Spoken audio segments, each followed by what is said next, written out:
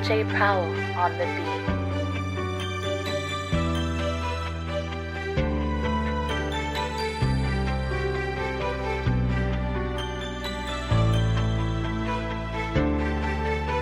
Hanggat nandito ka at ako'y nandito sa iyong tabi, mananatili ang pag-ibig na pinula. Tulad dun na simula nung tayo'y nag-umpisa, ikaw at ako lang ang bida, parang pelikula. Mga eksena natin sa motsari, may maganda at pangit na pangyayari.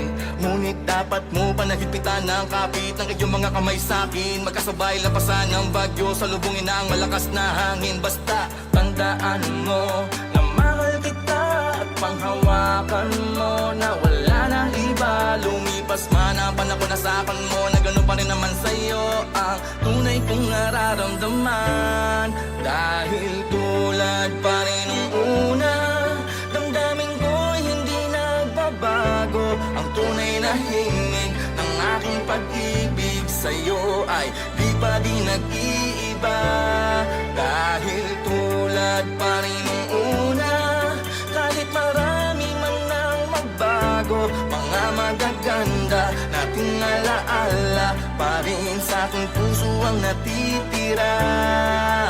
Hanggat nandito pa sa aking puso ang larawan mo at mga anak natin ay hindi mabubura. Kung ano sa simula at tayo nung umpisa, masaya man o malungkot ang ending ng pelikula. Mga eksena na pabago-bago, wala namang kasing perpektong na tao. Ngunit dapat mo pa rin naisipin na magiging maayos din na lahat pagkatapos ng mga unos na dumaan sa ating dalawa. At basta tandaan mo na mahal kita at panghawakan mo, na wala na iba.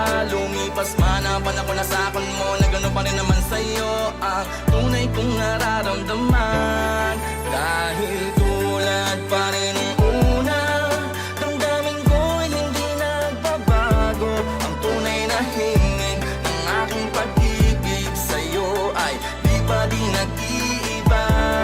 Dahil tulad pa rin nung una, kahit marami man ang magbago, mga magaganda nating alaala pa rin sa aking puso ang natitira.